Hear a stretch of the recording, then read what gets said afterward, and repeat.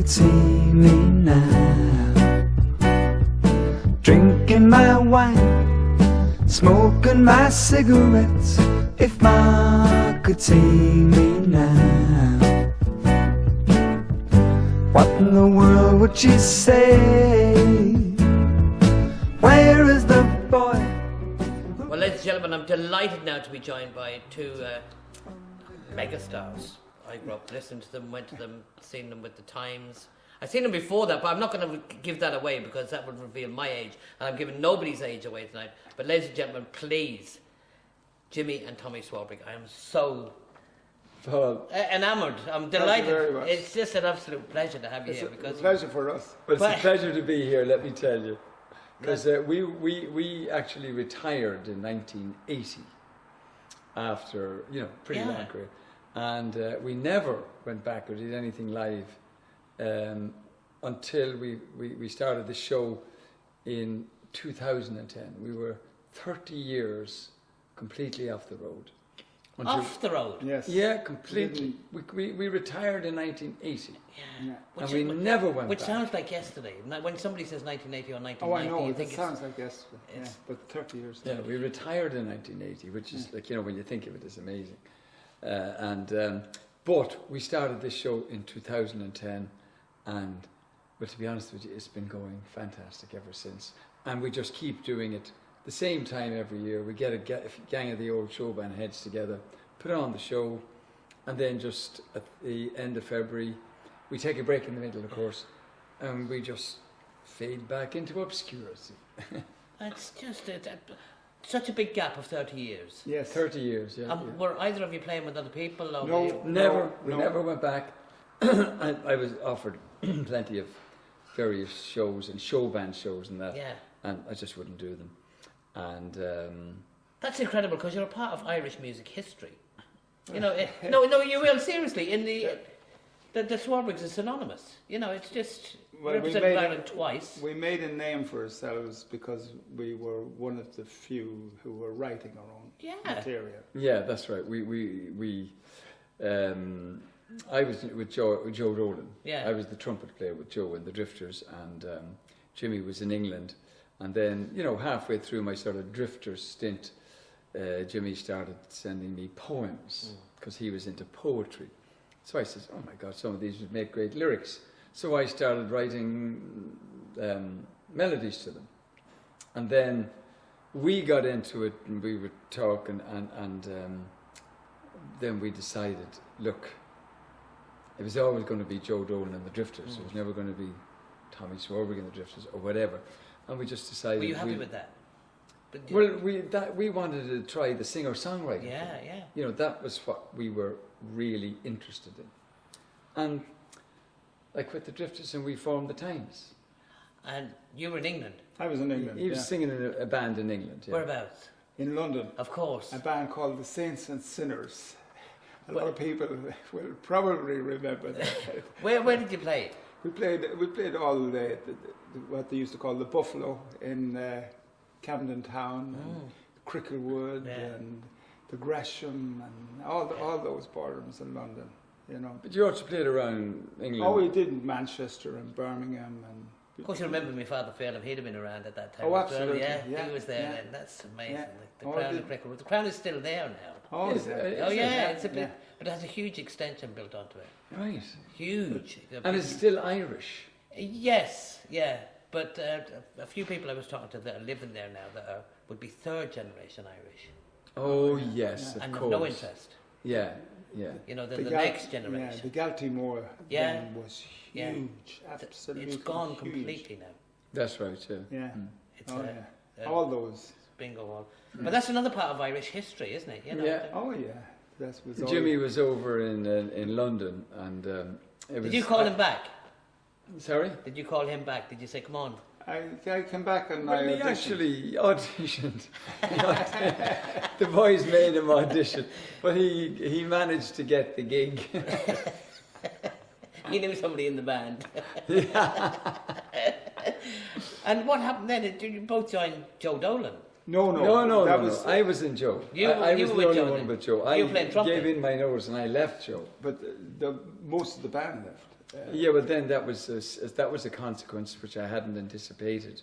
Because when I gave in my notice, several members of the band approached me and asked me, could they leave with me? And sure, I knew them all. They were all great musicians anyway. So they left, and that was the nucleus of the Times show band.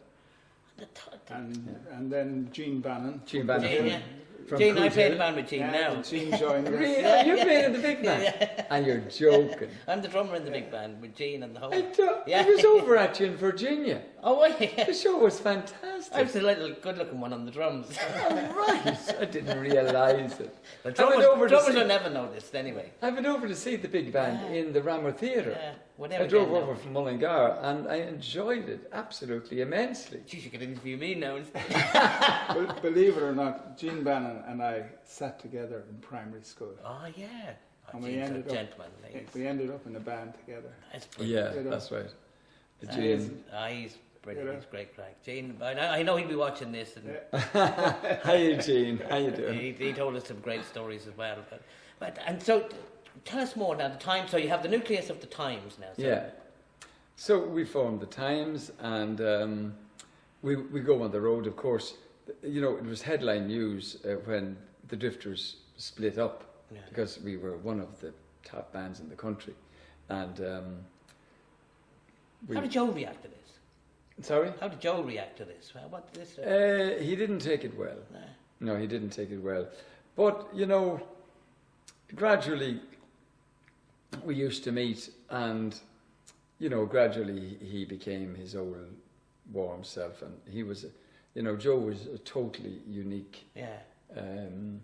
One of the finest artists ever to come out of Ireland, and we became friends. I actually promoted a few of their shows, and I actually promoted one of their very last shows down in Athy, and my God, he was incredible even then, and he was passed away a couple of months later. It was incredible. It was a real shock to the system, shock to the country. Look, I still meet people who come up to me, after something like these shows, tonight, the show band show, the Reeling in the Show Band Years, and you would get people who would come up, I remember you guys and Joe, and they would actually start crying. And 7 years after his death.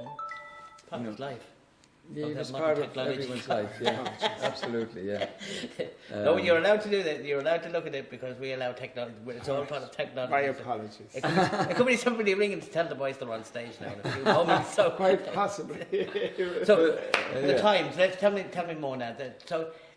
Well, we started, of instant course, success. Writing and recording, and we signed with major record labels. Was that tough though, being a show band and writing your own stuff? Well, yes, actually, Paul, you've pinpointed one of the hardest things was trying to be really original while you were playing 5 and 6 nights a week, and go into studios to record, but we were lucky in that we got contracts with international record labels. We recorded many of our songs in Abbey Road. In fact, one of the sessions we played in Abbey Road, it was in the main big studio there, and the Beatles had been in it the day before. Incredible.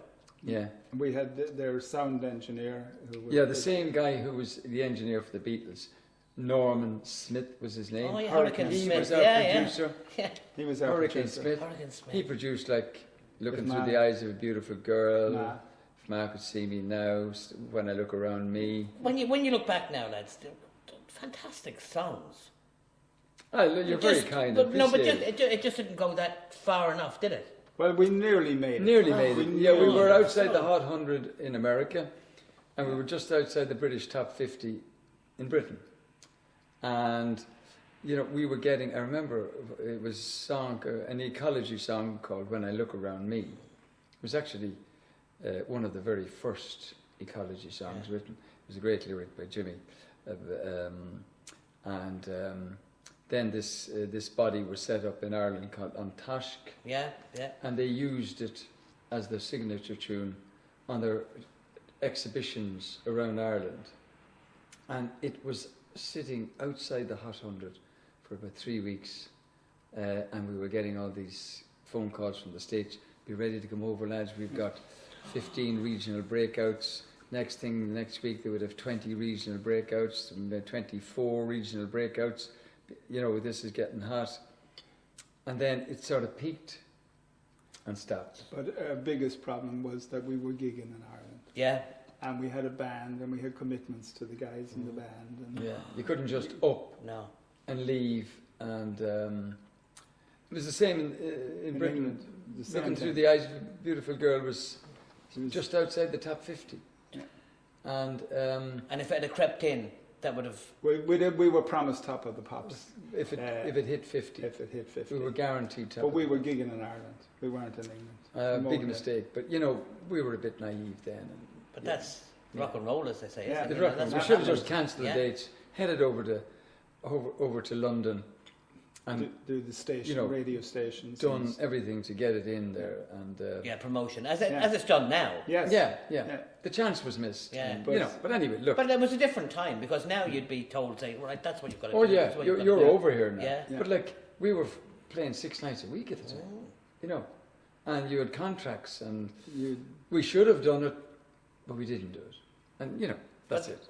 That's life. C'est la vie. as Yeah. they say. Exactly. And it's part of being in a band, isn't it? Yeah, well, that's exactly. it. Yeah. Everybody sees the Swarbriggs doing the Eurovision, they see them doing this, that, the other. Yeah. Nobody sees the heartache that goes Oh, behind it. Yeah, but yeah. that's life. But then, Yeah. but That's then life. we did the 2 Eurovisions.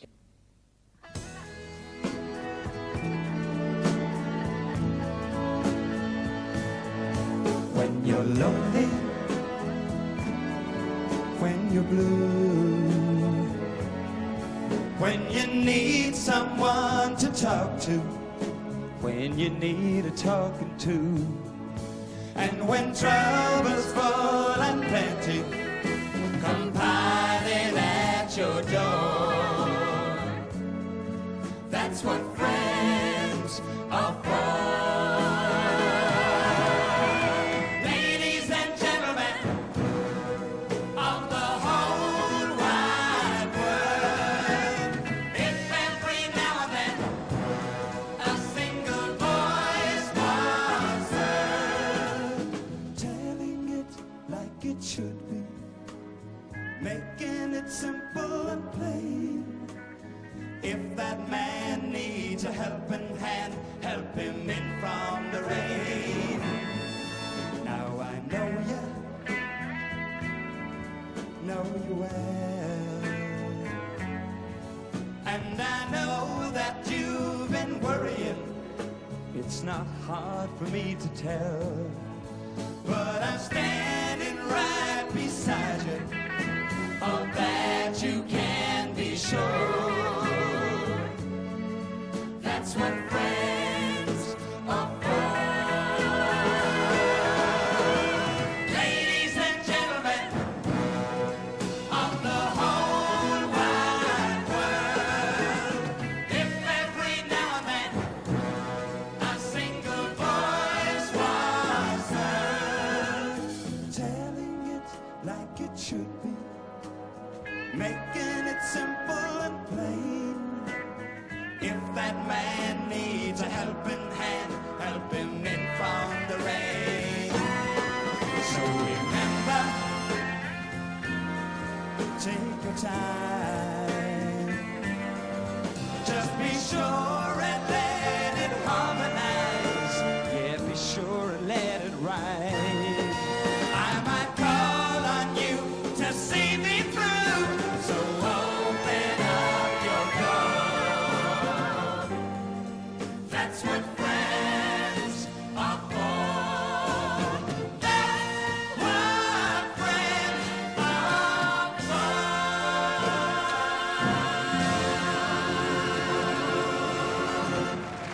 And that was fantastic. And you know, we always had great recording contracts and publishing contracts with international record companies and publishing companies, and we made a few bob out of that. But the big hit eluded us. Yeah. You know, the international. Yes, hit. the breakthrough. Yeah. But then, you know, there are thousands of far greater talents out there than us who never made it. So as Norman Smith, Hurricane Smith as he was known as, said, he said, Tommy, I know thousands of people who will give their right arm to have the success in their home country that you have. Yeah. So, you know, you got to put it in perspective. He was a great man to put things in perspective, and we always did. So it was be thankful for what you've got. Exactly. Yeah, and we always enjoyed it. Because it wasn't bad. You were an incredibly huge success. Yeah, We had great times around this country. I mean, and we toured, you know, America, we toured Britain, went across Europe, television work across Europe. You know, we got around a lot. It was incredible, and you were a different kind of show band. You kind of turned it on its head a little bit. Well, in the sense of that we were writing our own material. Yeah, absolutely. That was. Yeah. And I've seen you live loads of times, and it wasn't like the other show bands. It was look, powerful. It buzz, was bang. I mean, the bands that we had, you know, and it's, you know, the sad thing is that, you know, Sean Kenny, our lead guitar player, amazing, has departed this world. Sid Ahi, who drummed with us on the Drifters, also gone. And you know, they were wonderful musicians. Joey Gilheany from Swanland Bar was in the Drifters and the Times with me, a brilliant trombone player, probably one of the best this country has ever produced. Gene Bannon, of course, on sax and clarinet, and used to do a bit of singing as well. And I'll keep you to now, Gene. I'll remember that. I'll pull him up on that one, doing a bit of singing. Oh, he did. Yeah, he did a bit of singing. Remind him of that. Remind him of a boy named Sue. A boy named we really had some of the finest musicians in the country. You know, and chemistry. Yeah. Chemistry. I remember Balagna when we used to play Balagna. Oh my And goodness. the crowd used to end up on the stage with us at the end of the night. I was there. Yeah, that's a All fact. air guitar boys, you know. Yeah, Eric. And it used to be fabulous. You know. Oh yeah. We used to have a great time. But it's great, you know, down there tonight you have old fans who came all the way from Derry to see the show tonight. People from Dublin, there are people down there from... Well, after seen you perform, and it looked like you're just loving it again. Oh, absolutely. Yeah. It's just beautiful to be And up I can't there. believe there was such a big gap. Yeah, of yeah. Not playing. 30 years. Yeah. Absolutely. A lifetime. Yeah. You did your other lives. You did it. Right. Yes. The only actual live gigs we did were a couple And a couple of charity gigs in Cootehill for charities. Our sister Angela was involved in, or Margaret, whatever, and we would do a spot at those, and organise a few friends like Ronan Collins to come down and play at them, and we had some great, that was it, charity gigs, that was it, nothing else. And it was great. But when we did go back, we absolutely loved it. Yeah, the bug. it's the always buzz, there. You can't get rid of it. No. Yeah. And that show band show, Yeah. and the band on stage, you know, and the artists that are with you, it's fantastic. Ronan Collins is brilliant. Paddy Cole, legend. The Conquerors, what a band. Fantastic sound. You know, Eileen Reid, one of the very iconic show band ladies. And Rhodey Daniels, who is knocking the socks off people. Still, you know, Yeah. still going strong. Yeah. So it's great. They're all old like ourselves, but we're all loving it. We're having it. look. And the crack The crack is the whole amongst thing. them, the slag that goes on is just unreal, you know. So, Jimmy and Tommy, you're going to keep going? Well, we're going to keep doing this show. Yeah. What you about know. writing? Would you consider? Yeah, writing more? we have written a bit. We've written. I discovered a fella called Robert Mizell. Oh yeah. And I wrote yeah. a couple of his first hits. One which he got a good year out of it. Kick-Ass Country. Yeah. He still performs. Wrote a song called "Raise the Roof." It was the title track of a Dublin City Ramblers album. We had a couple of covers. We wrote one for Smokey. Oh yeah, we got a song on Smokey's last album called "Tomorrow." Smokey from England, yeah. Smokey, yeah, and they play it everywhere over the world. Incredible. Song called Tomorrow, yeah. So we do a little bit. We don't Not have as that much as time. we- Yeah. But I feel better for you because I think the success should have been laid on you. Ah, Should have look, been- Paul, it's very it should have. kind of It you, should have. but- No, because I remember it and seeing it and thinking, I heard the songs tonight now, the originals. I remember them all. I remember loads of your songs that I bet you don't remember. Love is. Oh, yeah, Love Is. Yeah, Oh, that was right, that was a Love great Is, song. yeah. That was a lovely song, actually. Actually, we were told by our publishing company that song was to be the follow-up to Herb Alpert's. yeah, What was this hit? he had a big hit anyway. But This Guy's in Love with You. Yes, yeah. and Love Is And was he didn't record after that, so it never got released. Love Is that song. yeah. Yeah, that's again. Again, that's it. It just. Yeah. Someday our boat will come in. Well, your boat did come in, but Our it boat stopped did at come Ireland. in, You know, it did, absolutely. absolutely Yeah, did, because again, I say it's just. And you know, playing in down Irish there history, Irish music history. in Cavan tonight, and you know the atmosphere and the warmth from the crowd. Yeah. Oh, you could feel it, Fantastic. but you could see it watching YouTube, You know, fantastic. watching people's reaction to the songs, and so- them knowing them. Oh, As, yeah, that's always Edith nice. Piaf said, no regrets. Yeah. No regrets. Well, that has been an absolute pleasure talking to you. It's been a dream come true for me, anyway. Paul, I'll tell you something. Thank you very You're much. doing a great job with Thanks this. a lot. No, Thank you. With this it's all- television it's all channel, part- and the because very best of luck. And we have to catalogue everything. Make everyone sure. worldwide watching it, it's great to talk. And to if have you got websites or anything like that? Are you on Facebook or any of the new? Well, yeah, the showband, reeling in the showband years, and Tommy Swarbrigg. I'm on Facebook, Yeah. and I don't do Facebook. No. Yeah. Do you do any social media, or do you? Very, very. Your phone beeped there while we I know. while we were chatting, so you definitely do texting or something. I can use a phone.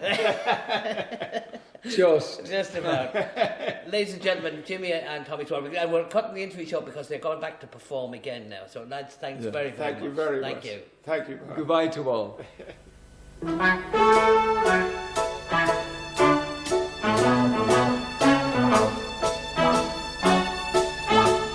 Sweetest thrill is knowing you're wanted. Never thought I'd feel it again. So long ago, I almost forgot it. It's coming back like an old refrain. It's nice to be in love again. That old familiar feeling when you say hello and you know it's love. It's nice to be in love again. That old familiar feeling when you meet your girl and the world stands still. Your heart is filled with sweet melody. It's nice to be in love again. Smallest dream I couldn't believe it. I hadn't even a friend. This heart of mine was thinking of leaving until you came walking right back then. It's nice to be in love again. That old familiar feeling when you say hello and you know it's love. It's nice to be in love again. That old familiar feeling when you meet your girl and the world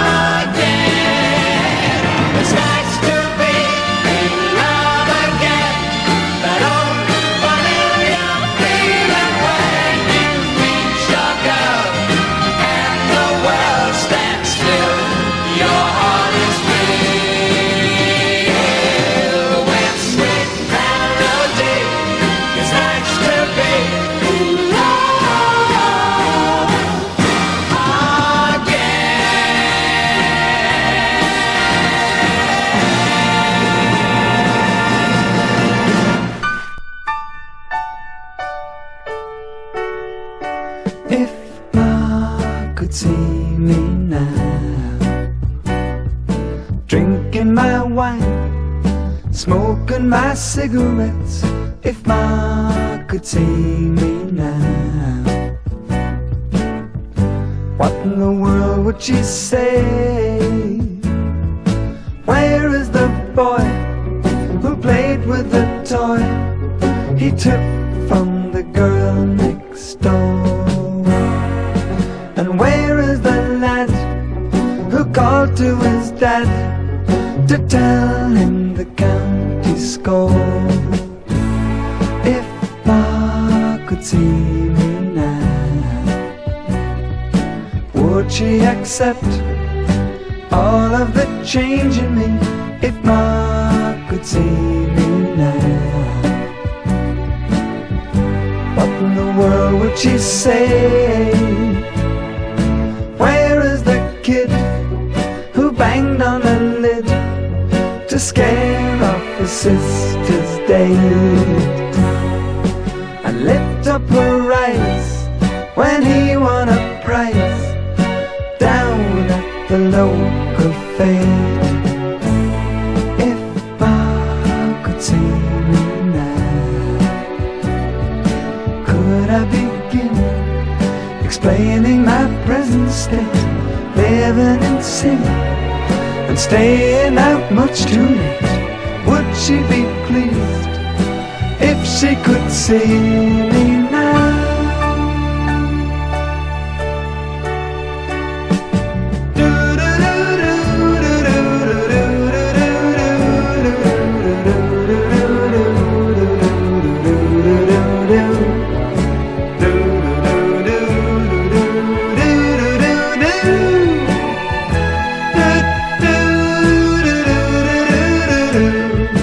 Isn't it strange the way people change?